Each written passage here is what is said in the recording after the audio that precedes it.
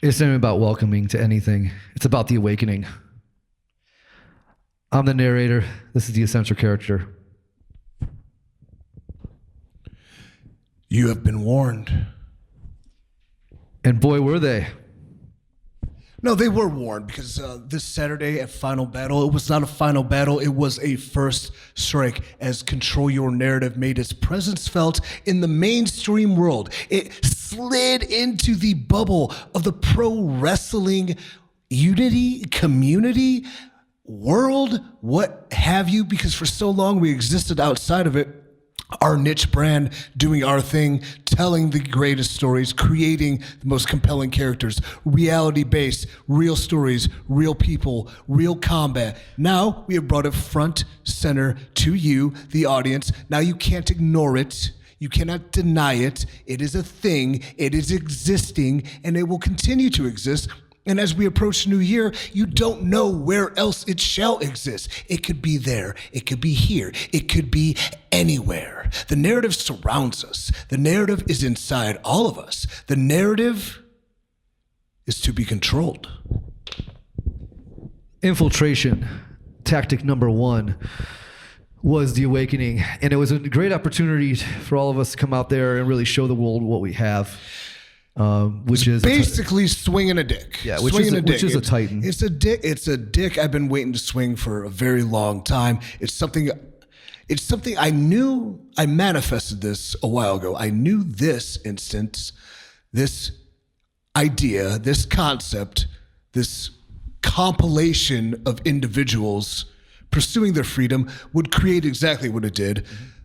Magnanimous buzz, huge eyeballs, drawing interest, numbers, intrigue, leaving more questions than answers. It took me so long that only on the dying days of an old era could have actually been done. Imagine if it wasn't. Imagine if it wasn't. Imagine if people just listened to me earlier, what could have been done, what could have been built. But it doesn't matter now because what has happened, happened, and it happened because it was supposed to happen this way, because this is the way, dare I say. Do I continue to rhyme or do I continue to rant? I'll continue to rant. This is where we step into the unknown. And that we did. A couple things I want to get into as far as the psychology of the awakening, and something we've discussed in the creation of how we're going to infiltrate the masses and make sure. Real fast, if I seem like I slur my words, it's because there was a fucking fork in my mouth at some point in the pay-per-view, and it ripped my tongue open. Were people saying that on the no, just right now I noticed 5 times I said words that were like I got a lispy. I look up and I can barely see where I'm at, where we're hidden, and I look up and I see, and you have a fork in the tongue from Homicide, and then he took your armpit out, right? Is that what happened? Yeah, and also I don't know if Homicide knows this or doesn't, or if you know this or you don't, but I've ceased wearing deodorant. Fucking, I don't know, probably around the time I turned insane during the pandemic. But yeah, the aluminum, it poisons you. Deodorant's not bad. And I've noticed I don't stink. I get musky. I have pheromones. I naturally excrete my male essence, but I never stink. I don't get BO. Only time I might have a hint of BO is when my armpit hair starts coming back in, but then that's when I shave it off. And I fucking wish. Remember that horrible generic Manscaped company that sent me that piece of shit? Yeah. What was it called? It was so so bad, yeah. It was like Balls Out. It wasn't Balls Out. That would actually have been good. Can you imagine if there was a manscaping company called Balls Out? You know what I mean? But we have the nicest razors for your balls. The product sucked so bad. I was like, oh, I can't wait to trim my fucking pubes. And it was just choppy and beat it up, and there was a plethora of hair left, so I never endorsed the product. So if you're watching, guys, so you're saying that Homicide took the bad end of that, even though he's the one forking you because you smelled? No, okay. I just wanted to tell the world I don't wear deodorant. Okay. But Homicide, what a guy! What a guy! He's cool as fucking shit. When he's not stabbing you with things, he's cool as hell. But we've been discussing, since we've started the Control Your Narrative movement, and even back when you were wrestling Cardona, the fans on a lot of our YouTubes and Instagrams are all like, this is a faction. Everybody tries to like psychoanalyze it to what they think it is based off of the world that they already exist in. So like, oh, I know what this is. This is a Fight Club cult leader guy, and he's going to get a faction of guys, and then they're going to, show up like the NWO. And this is something we've been making fun of. As much as things might seem like they're the same, they're completely different, because the NWO, as great as it was when we were teenagers, was still just a bunch of cool dads air guitaring. Yeah. You know what I mean? Yeah. Like, it was a bunch of dudes that got paid top dollar to just be spoiled brats on the show. They couldn't give a shit less, and they made millions of dollars doing it. Yeah. Dude, Hulk Hogan had Jinkos, for fuck's sake. Yeah. Hulk Hogan was wearing Jinkos. Yeah. Let's that sink in. But true to your point. You're my new corn record, brother. To that point, yeah, this is a faction. Oh, this is a faction. This would be a great faction. This is Listen, I understand now. I, and most people in the narrative, narrator, Patch, Scherr, Bill Carr, probably, Fodder to an extent, Weston Blake for sure, operate high brain level when the masses are lower brain level. It's okay. It's not their fault. We have to simplify things and make them easier to understand, easier to digest. A wise man told me what his thoughts of the entire presentation and said this is very true. He's like, if people don't initially understand what you do, they don't want to put time into figuring it out or thinking about it because they're too dumb. They'll just turn their nose up against it and say it sucks. Yes. So, yes. Okay. So we had to appear in this faction sense. Is the idea of a faction? Yes. But it's not a faction. It's an idea. And, the idea of calling it the Awakening is an action. So like the group isn't called the Awakening because I can see that happening, or we're saying the Awakening. No, our action is the Awakening. We're there to awaken you from being in the cog of wrestling entertainment being the same thing over and over again. Well, I mean, I think it's clarified pretty straightforward in our immediate propaganda release after this Awakening, which we will be playing on this episode. Yeah, where'd you go? But, it's about exposing the industry for what it is. It's about exposing the gatekeepers. We have enough top-level, high names that we can pretty much do what we want and we'll be okay regardless. It doesn't matter. Like, I won't lose finances or work or anything because I'm fucking over. And here's the thing about the people within the narrative, control your narrative. Nobody can kick our ass. Nobody. Name nobody. No, not yeah. Nobody. Give me a list. Put your dream team together and say they could fight in a real fight. I'm talking about a real fight. Well, every fight's real and wrestling's real. But yes, who could kick our ass? Who? Go ahead. Yeah. Who can? No, he can't. Come on. Yeah. No. He's 5'7". Yeah. No. He's 5'7". Just because his leg goes high and it sounds like he hit somebody doesn't mean he can actually hit somebody. Nope. Next.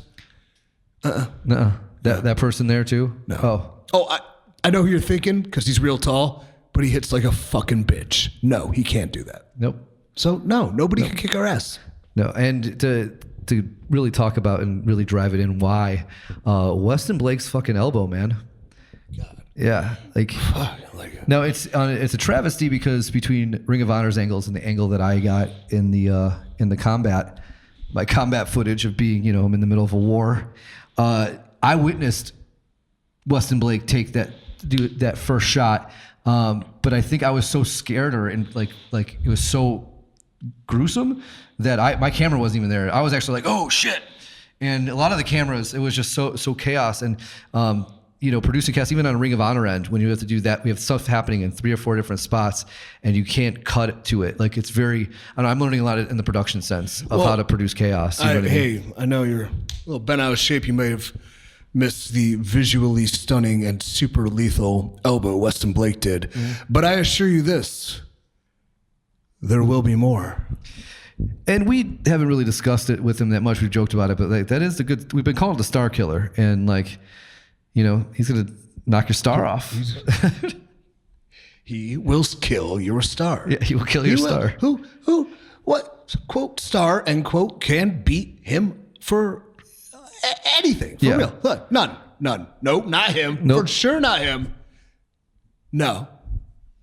Just because they're star quality doesn't mean they can beat him. And I'm talking about, Well, we're harkening back to the days where stars were actually physically threats, and there is no threat that can No, we cannot be physically dominated. We are mentally superior, and we are free in all the ways you wish you were. I mean, it's like it's gonna dominate. It's gonna dominate. Let's go into talking a little bit about the rest of the show, Final Battle, because we were the first strike on Final Battle, but the opening of the show, The Righteous and the Six Man. We love The Righteous. Man, love that. And again, Shane Taylor Productions. Love Shane Taylor Productions. Love them too. Q, I love Khan, Shane. I mean, there's some heavy artillery in their match. There's some real beef. Khan really piques my interest, especially from Shane Taylor Promotions. Though Q did take me to the gym twice in Baltimore, so he knows the deal. He knows how to get to my heart. But like every person in that match, Bateman, Carr, and Vincent, the leader, that was a great way to open the show. And the show opened with Bill. Well, Carr, I mean, with Shane Dutch. Taylor wasn't in that match. Shane was in the match later with Kenny King. Yep. And Shane didn't come out. He just let them have their spot for that. But Bill, who opens the show, just knowing that Dutch, as you may know him, we know him as William. He just had that power, that control. And I looked at him that night, at the end of the night, and I was just like, are you hitting new levels of sadness? And he's like, I think about suicide all the time. And you can never tell if he's kidding or not. Well, that's the self-deprecation we try to get into his head and within the narrative. You don't know if he's serious or not. Oh, yeah. You hope he's not. But if he is, having that edge makes him that much more dangerous. And that's intriguing to watch unfold. He's one of my best friends in life. I love him to death.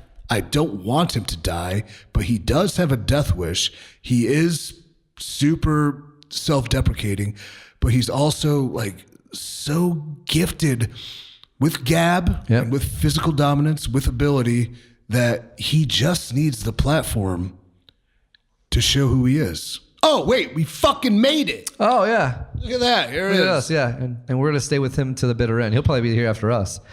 But yeah, that match could be like a cockroach. Yeah. We can nuke the planet. He did do a running, the running senton? Is that you call a running flip over the top rope? Is that a running senton or I don't just a running flip? Fucking care about shit over the top rope. But yes. He did it, which is pretty impressive for a big dude. Here's the way I look at that. Because these fucking suicide dives and topes and sentons and swantons and moonsaults. Here's the fucking fact. In reality, you're using your body as a weapon. So using your body as a weapon in a really cool and visual stimulating way, that's awesome. Do I care what it's called? No. A 300-pound man ran, jumped, flipped over the top rope onto human beings. Onto human beings, yeah. That sounds cool as shit. Yeah. I don't care what it's called. Solid dude. That was some highlights. And Shane Taylor's ladder match with Kenny King, right? That match was right before you guys. Wow, awesome. And I was able to, not many people know this out in the wrestling world or the narrative bubble, but Shane Taylor and I were roommates for a while, good 8-9 months. We lived in a legit Project Mayhem in a repossessed house in Lakewood, Ohio with each other. Would you pay for rent for that? I gave Ray Rowe 100 t-shirts for 8 or 9 months, but it's not like we had hot water.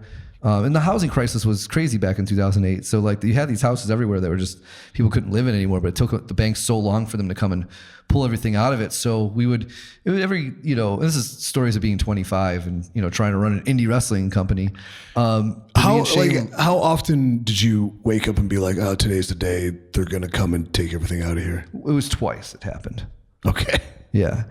There was one time we wrestled in Geneva. You were the main event. This when American Muscle wrestled, and I got back and half of my stuff was gone, and there was a different lock on the door. So I just went in through a different window, and texted Shane that we should really consider getting out of here. And we made it another month before we both moved out. And then they actually hold on. Yeah. Hard times make strong men. So you have this story, and now Shane, I actually consider Shane someone who's worked his ass off and is very successful in Ring of Honor. And just seeing, I ran him a couple years ago, back at the end of the Bullet Club era, and then seeing what he is now, we have this heart to heart where it's like, he's a father now, I'm a father now, but we're both actually becoming the men we always talked about being when we were living in a dilapidated house together. And that it was him laughing too and being like, bro, I used to listen to you watch Fight Club over and over again all night long. So it's nice to see that you actually found your firestorm.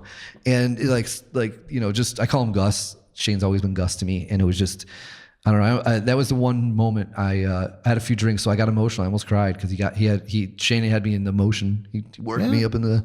I had to walk away. I was like, dude, that was good. Thanks.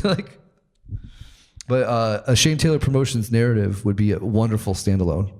Just give them a whole episode. Yeah. Yeah. I mean, there's a door right there to knock on. So Shane, the door's right over here. We've Come talked knocking. about it. Yeah. Just let us know what I said. Set them that. Let us know what you want to do. What else amazing happened? The Briscoes kicked ass against Taven and Bennett. Oh, and then they had a surprise little rendezvous afterwards with the Revival. Yeah, the other surprises on the show, the FTR. Do you want to go into the details of secret room hidings with the Narrative Boys and FTR? I consider the FTR narrative as fuck. Their narrative they're close fuck. to me. And Cash he was at the last one hanging out and stuff, but he's a solid dude. Every time he comes in here, is one of the brothers. One of the best. One of the best. But I like there was a list of names when I walked into the secret room of like release forms, and I see my name and then I see their names, and it's their gimmick names. It's Cash and Dash or whatever, Dax and Cash.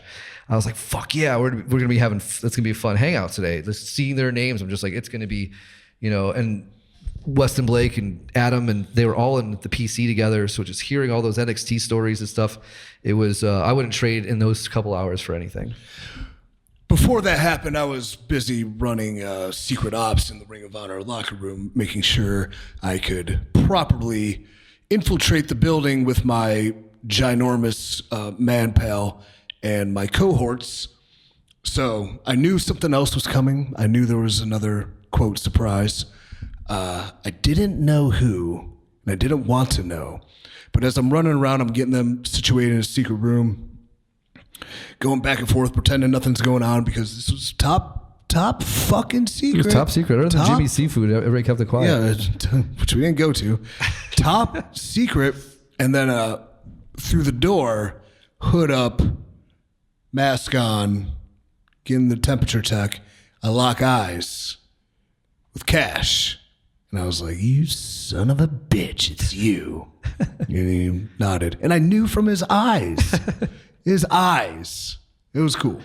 It was really cool. And they just, I hope to, whether it's in singles or tag team matches or anything within the narrative or non-wrestling, I just look forward to hanging out and working with both of those guys more. Yeah, and I was like, what are you guys even doing here? And they're like, oh, we're going to fuck with the Briscoes. And I'm like, I will pay money to see that match. Yeah. And I would. That intrigues me greatly. And I think that was testing the waters, and I think it's hopefully going to happen now. Oh, think about, I suck. So Jay Briscoe, my favorite wrestlers of all time, saw me rocking a MEATCASTLE Thick and Meaty shirt once. It's like, bro, Thick and Meaty, that's fucking cool. I want one. I'm like, I'll get you one. And before I left, and I'm grabbing Control Your Narrative propaganda to make sure we can pass out to those who deserve it, those who need it. I was looking everywhere in our stock for a Thick and Meaty large, and I couldn't find one. And I was so mad. I went up to him, and I was like, dude, I couldn't find a Thick and Meaty large. Give me your address, though, and I'll get one to you. And he said, all right, cool. And then today I walked in. There's a fucking Thick and Meaty large just sitting right there. Like, I suck. So I'm going to send it to him, and he's going to wear it. That was my first time meeting those guys, and I needed to. I'm rough with names and to faces, so like it has to be dreads and teeth, and like I have to think that going up because I did walk up to Teeth and call him Jay, not really that Jay was the dreads, and it was one of those. They laughed, they had a good, but I was just like, of course, I kept my foot in my mouth as soon as because I'm thinking it as I'm walking up. This one's this guy. This guy's this guy. God damn it, dude. Yeah. That's my one chance to impress those guys. And no, we all talked about they straight up was like, hey, if you guys ever want to do a narrative, the barn's available. Like they straight up like they said that to me. God damn, I'll throw a fucking chicken at Mark so fast. Jay, the only guy that's pinned me this year, I think. Yeah. Yeah, I said I had some really kind things to say to him about that match you guys had, and how much I wish. I always say I was wishing in front of people, but like I told him how much on a personal level it meant for me to watch it and to watch you get excited about it too. Yeah. What else on that show? Big main event there, huh? Yeah. Yeah. Jay Lethal came back. Yeah. Gresham was crowned the champion. Well deserved. Well earned. Yeah. He's such a talented in-ring competitor. Put people over. No, he's great. You wish him the best as the Ring of Honor champion. I know going forward as they reimagine him holding that is the safe bet and the right move. Yes. But like, who would challenge him next? I wonder. I know where I stood on the rankings prior to the company disbanding, and I believe I was third in the world title hunt. But Third. yes. So we're talking like September, October. There's a chance. There's always a chance. There's man. always a chance. Who knows?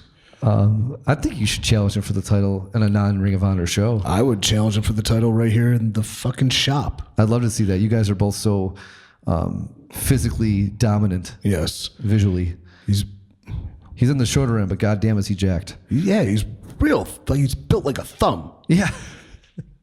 He got with me too about some, advice and diet and nutrition things. I probably shouldn't have given him any of my secrets, but I did. But no, a good man like that, I'll gladly share the wealth of knowledge and then just teach me how to do 8,000 fucking holds in return. Thank you. I don't need him. My moves win. So a lot of everybody watching this, if you're a diehard narrative, you've probably already seen this video, but we have our version of The Awakening captured by my footage. So like I've said a few times, this was my first time filming in a live, like in this size of a room and getting in the ring and all the stuff that literally the combat and capturing the combat in a cinematic way. Getting in the ring. Let's talk about that when we come back. Yeah, we'll come back. Let's take a look at that video. The Awakening, Chapter 1.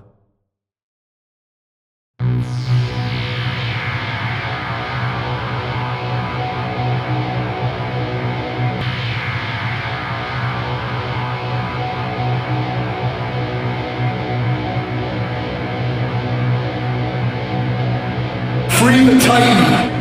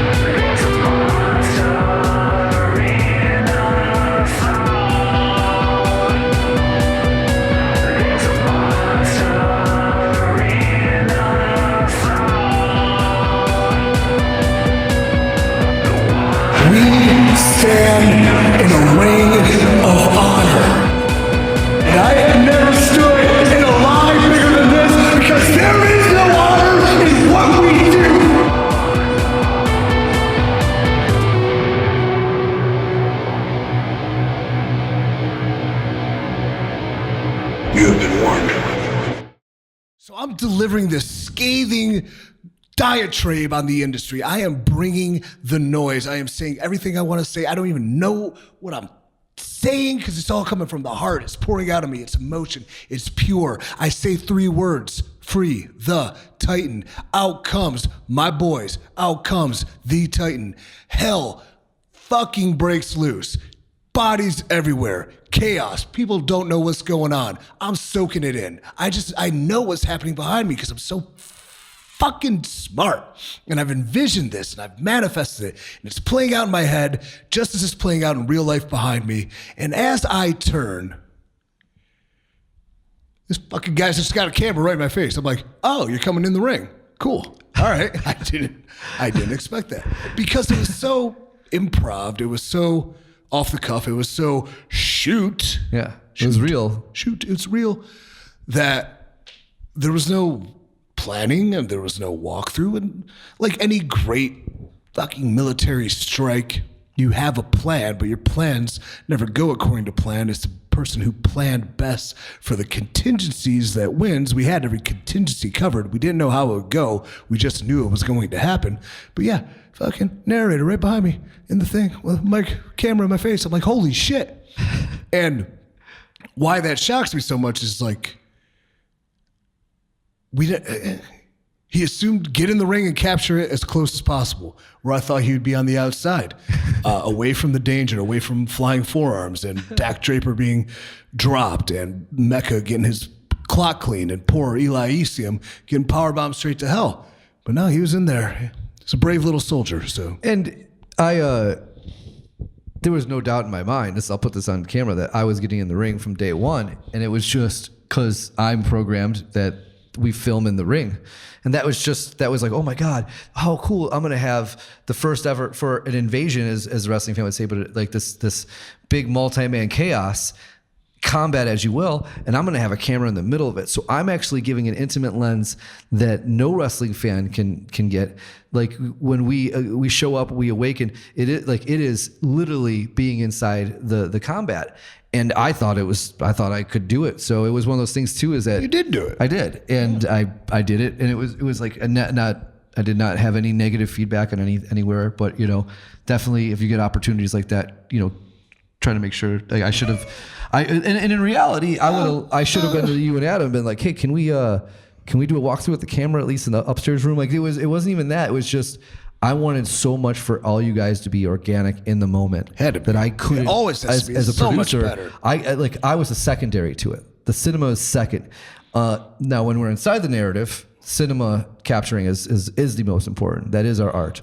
But in these chaos, these awakenings, there might be different things. Like there's some stuff that like I've already had enough time to think about different parts of the room that I would have loved to rather been in than standing in the ring. You know what I mean? How I can get different shots and how I can set up a different thing that gives still the cinema effect, but it's safer because what we do is dangerous. It is very real. And I put myself in a very dangerous, every time I get in the ring. Hey, like Rex Brody would say, safety last. Safety last, yeah. And I'm willing to put myself on the line for that kind of stuff. I mean, I almost got taken out by you and Adam almost took me out. Matt Taven almost took me out. It's just learning. It's a different way of dancing because you're kind of having to work within the violence and the energies and move in and out and just knowing when is your place to be intimate and when it's your safe place to be out of it. We talking about wrestling still? Yeah. Okay. I guess I see everything as poetry, so sorry. He's a poet, don't you know it? Yeah. Oh, what else do we remember? So let's talk about Fodder. Yeah, Fodder looking like a mean mug. Like mean mugging, son of a gun. I can't tell you, I get the most satisfaction I get, not even at this point, like of all time in my career, is someone working their ass off and being rewarded, and hopefully me having a part of that. So he was very, very much on my short list of people I wanted to include on this because this was very close to the vest. This was very much a very inner circle, job to get done. And I mean, literally, it was everybody you saw, as far as the narrative is concerned. That's really who knew about it. Yeah, and Patch, Glade Stooge. But Patch and Killer Cross, and thank God he didn't steal. Yeah, we'll get to that.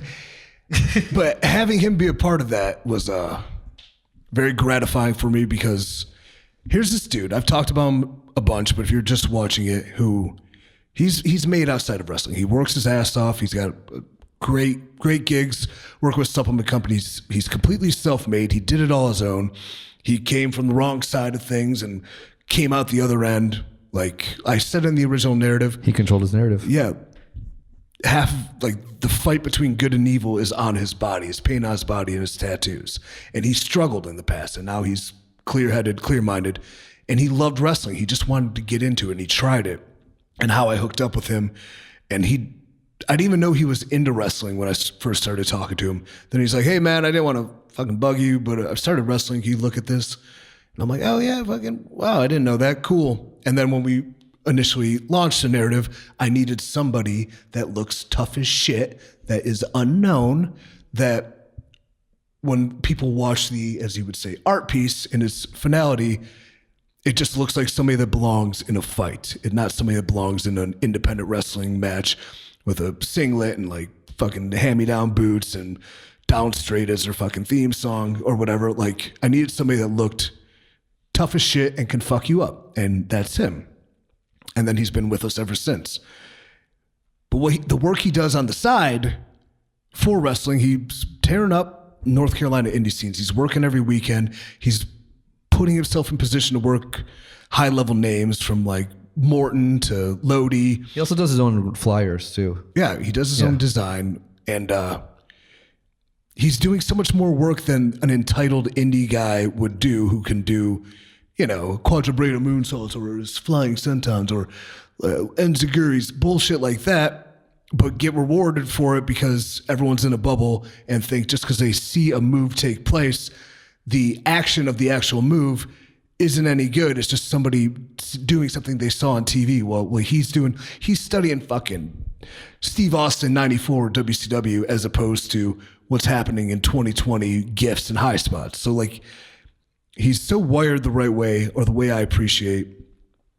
But like, I thought he may get lost in the shuffle because he's not a flashy high spot guy. Plus he's an outsider, and the wrestling bubble only now allows people from within it to succeed and come about or get the opportunities.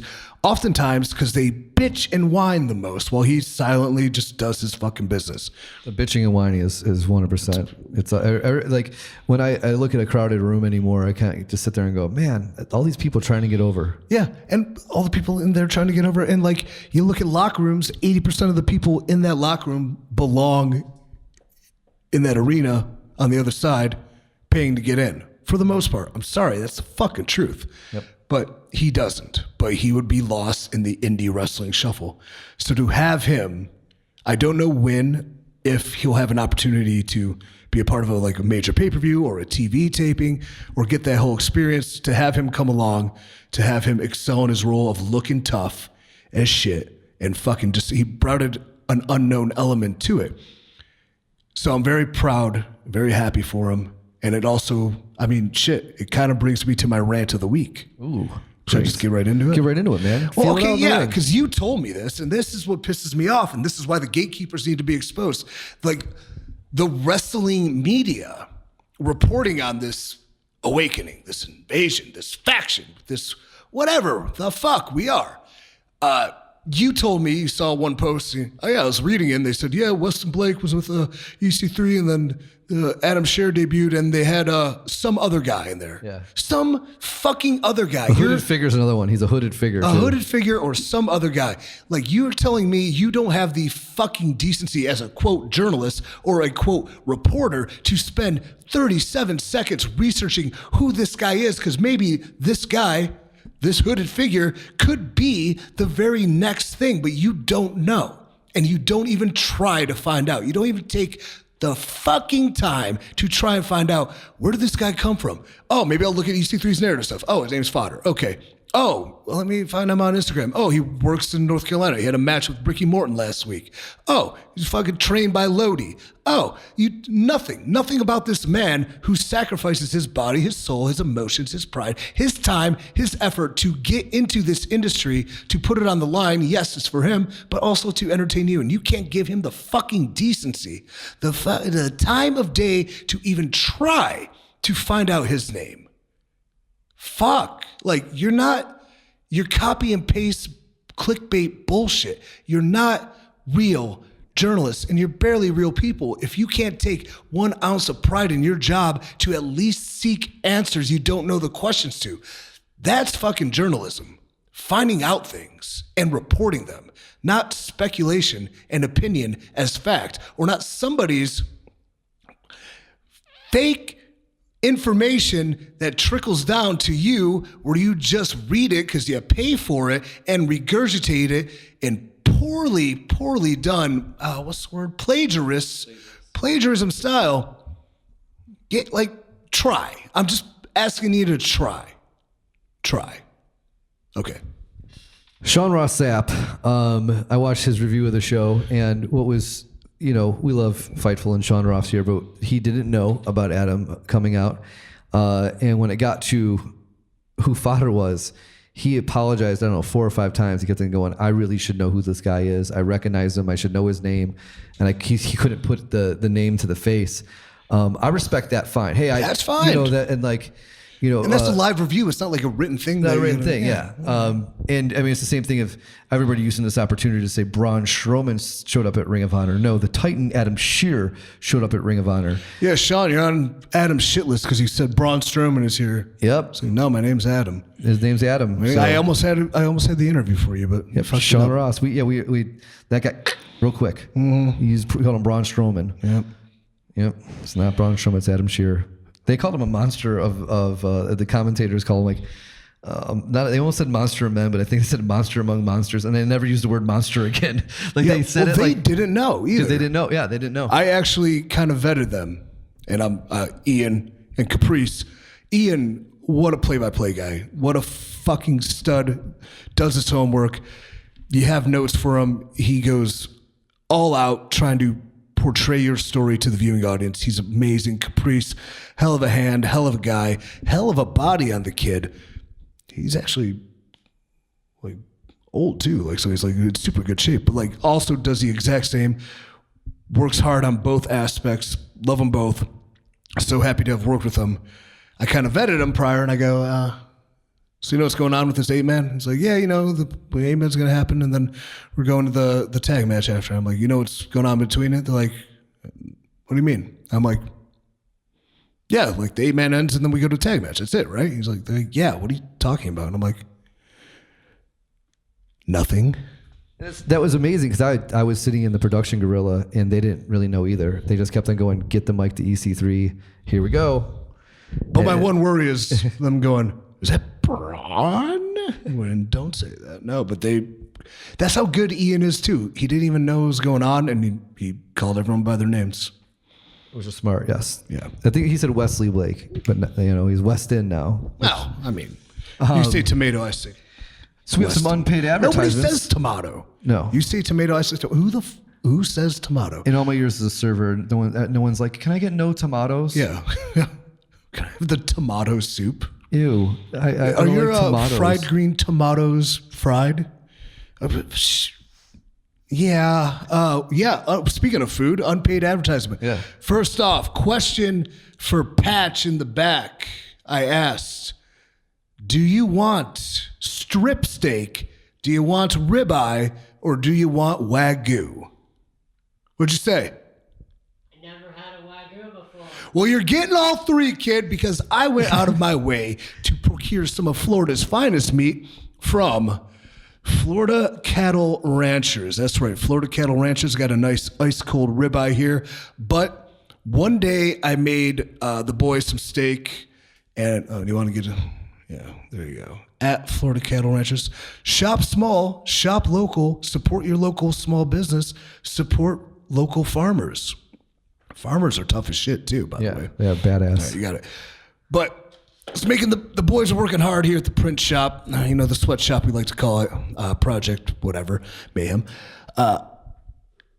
And I was going to buy steaks, but I didn't want to make a left-hand turn, so I went to Aldi's instead of Publix, which was a big mistake. And all they had were chuck roast, so I like cut it up, and I tried to do my famous reverse sear. It was barely edible meat. So I've been your house down too.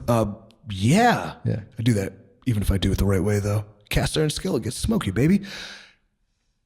So like, I felt bad because I make a really good steak, and Patch was gnawing on some dog food. He was like. But he's a college kid, so he needs it. Yeah. But I've been the leftovers too. Yeah. I was like, kid, I'll get you some real good cooked steak. But I've been meaning to make him a steak. So today, to celebrate our awakening, I was like, I'm going to make you a steak. You want one? He said, sure, I won't turn it down. So I made him a steak from Florida cattle ranchers, and I'm going to pick up some great tomahawks for Christmas. That's it. Unpaid advertisement. Oh, but I didn't forget about you, narrator. Oh. I made your dog some steak too. Oh, Bear's gonna love this. Yeah, there you go, a little dog steak. So I have a little Chihuahua, 14, 15 years old, Bear. I think her full name is Bear McFuckqueen, and she's real in her old age. She falls asleep with her tongue out all the time, but she loves whenever you're over. She saddles right up, and we just both fall asleep with a dip in her mouth. It's so cute. Another thing buzzing on the internet. It's the last thing we're going to talk about today. The main event of the awakening is TikTok, Killer Cross. Oh, is it? So there's fan art. Like we didn't make it. You know what I mean? If you do watch the awakening propaganda piece, there is a little bit of a wink in there of what could be the time has come. TikTok. There's some hourglasses over your head. We're not going to, I don't think we can really say anything officially, but we're also not a real wrestling company. You know what I mean? But we're also like the idea of intrigue and you don't know what's going to happen next. And, people wanting to see something happen and building it up and delivering it properly. But if you're a sentient human fucking being, you would have to know that Killer Cross, the Titan, and EC3's paths will cross, pun intended, soon. It's just common sense. Yes. But that fan art, I have another podcast with Vince Russo. Oh, you do? You've been cheating on me with Vince Russo? I have been. But it's way easier to do because I just put my phone on in my house. It's so fucking easy. I don't have to hold this microphone. Narrative, bro. Yeah, exactly. And he was putting us over so big today, but let's just saying, well, I'll get to that later. But he's just like, I saw this image, bro. And like, we were talking about it and like the uproar it caused, just this fan-made picture, of 3 like-minded individuals. Had nothing to do with this artwork. That, and in theory, again, like I said earlier, who could fuck us up? Nobody. Could you imagine that? And I was like, Vince, picture this. It's 2000. Wrestling's actually good again. You got a red hot Stone Cold. You got a red hot Rock. You got an up and coming Chris Jericho on one side of the ring. And you got Titan, Cross, EC3 on the other. Tell me that's not money. He's like, bro, that's money. That's so money. I'm like, yeah, you're damn right. I wish I had a time machine. But yeah. So what else do you want to talk about Cross for? We're very like-minded. Here's the thing. We had words. We've talked to him. We've had words. There was a beautiful, say that. Like you clickbait that. We've talked to him. He sat right here. There was a beautiful piece of art. Alex, I believe, on Instagram, created, and I posted that once, and Cross was like, TikTok, whatever cool catchphrase. The thing Vince was impressed about is like, bro. Like mostly when wrestlers, they want to like surround themselves with guys that don't make them better, that they look better than and stuff like that. But you go out of your way to give people opportunities and platforms that like, you don't have to be the focus. And I'm like, you're damn right.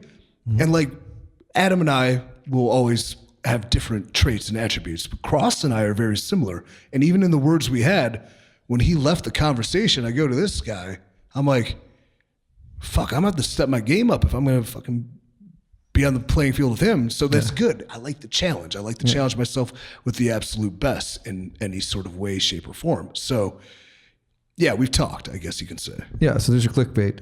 We've shared words and they were positive. They're very, Very positive. They weren't just positive. They were enlightening. They were eye-opening. They were esoteric. Yes. Which I like to say. They were very like-minded, but they made me think of things a lot differently too. And they're very conducive to what we're building. Absolutely. So to take this home, next week might come back with a Christmas episode. We're not sure. We'll see where Space Cowboy is. Maybe we can get him to come in here as Santa Claus and get us presents.